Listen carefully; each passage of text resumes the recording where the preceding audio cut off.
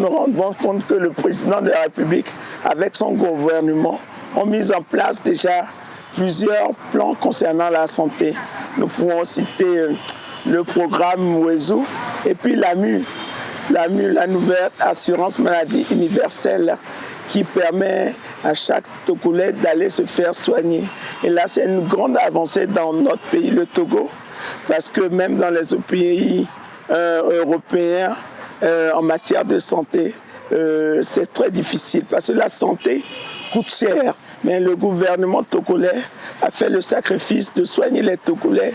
Donc, tout ce que le gouvernement peut nous proposer pour améliorer les conditions de vie des Togolais, nous sommes à leur disposition pour pouvoir étudier ça et permettre au peuple togolais de jouir d'une meilleure santé, d'avoir de meilleurs services en ce qui concerne la santé. Vous savez que nos hôpitaux souvent connaissent beaucoup de difficultés et ne sont pas équipés. Donc nous tournons aussi vers ce volet-là pour équiper nos hôpitaux, mais en même temps les rénovons parce que si on met des équipements neufs dans des locaux vieux et vétustes, vous voyez déjà le problème que ça pose. Donc le coût de la santé est énorme, mais je suis sûr que avec UNIR et avec le président de la République, chaque chose a son temps et donc nous arriverons à vraiment faire des progrès en matière de santé. Dans plusieurs régions, vous pouvez constater la construction des hôpitaux mère-enfant. C'est un grand pas, même à Lomé, à l'hôpital de Baie. Ils sont en train d'équiper l'hôpital de Baie. Non seulement équipés, mais ce sont des nouveaux locaux qui sont construits et dans lesquels on met de nouveaux appareils. Donc c'est vraiment un changement radical. Et je pense que c'est dans chaque région qu'il y a un hôpital de référence en ce qui concerne la mère et l'enfant. Mais je pense qu'il y a d'autres domaines qui sont concernés. Vous avez vu qu'en matière de lutte contre le cancer, le gouvernement fait beaucoup d'efforts. Donc il va falloir qu'on mette à disposition des femmes surtout, parce que vous savez que le cancer féminin est celui qui tue, le cancer du sein est celui qui tue le plus les femmes, suivi du cancer de l'utérus. Donc nous allons proposer en ce sens des nouvelles réformes pour permettre aux femmes de se faire soigner, pour de se faire surtout dépister, parce que les soins sont lourds et coûtent très très cher. Donc on doit mettre un accent sur le dépistage aussi bien du cancer du sein que du cancer de l'utérus.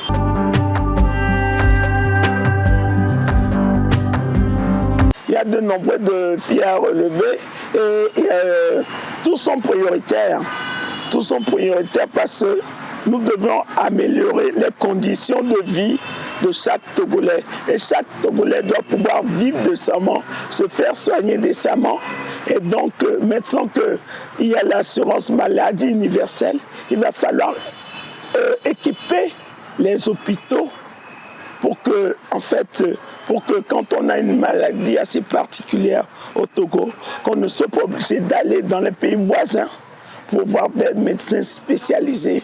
Donc nous devons faire venir aussi nos médecins qui sont allés étudier à l'étranger et qui ont préféré rester à l'étranger à cause des conditions de vie des médecins ici au Togo. Donc tout est prioritaire pour avoir un meilleur service de santé. Le gouvernement a depuis longtemps lancé un appel aux Togolais de la diaspora. Vous savez que les Togolais de la diaspora sont une priorité pour le chef de l'État. Donc il leur a lancé un appel pour venir, pour travailler pour leur pays. Parce que c'est en apportant leurs compétences qu'ils peuvent améliorer les conditions de vie des Togolais et des médecins togolais. Vous savez, on a un très grand professeur togolais, le professeur Adotevi, qui a trouvé un vaccin contre le cancer. Mais malheureusement, il est en France, peut-être à cause des moyens aussi qui ne sont pas à sa disposition. Mais on a de la chance qu'il revienne de temps en temps et qu'il partage son savoir avec de nombreux autres médecins togolais.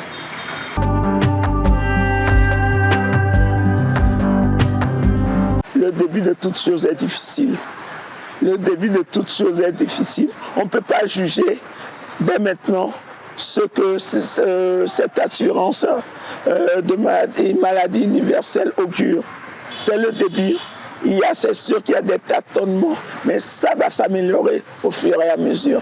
Je pense que c'est une aubaine pour le Togo et nous devons être fiers de cet AMU, puisque vous savez, l'AMU pour nous, c'est un peu comme Novici. Le Togo est innovateur. Le Togo a innové aussi bien dans le domaine de la santé que dans le domaine de la protection des personnes vulnérables. Donc le président de la République est à féliciter sur ce point. Partout, dans tous les pays, surtout les pays les plus avancés, la santé coûte cher. La santé n'a pas de prix, mais elle coûte cher. Elle coûte cher et dans de nombreux pays occidentaux, les gens n'osent pas aller à l'hôpital parce qu'ils n'ont pas d'assurance. Donc c'est un choix. C'est un choix de pouvoir protéger les Togolais, de leur accorder une longue espérance de vie que de les laisser avec peu de moyens pour se faire soigner.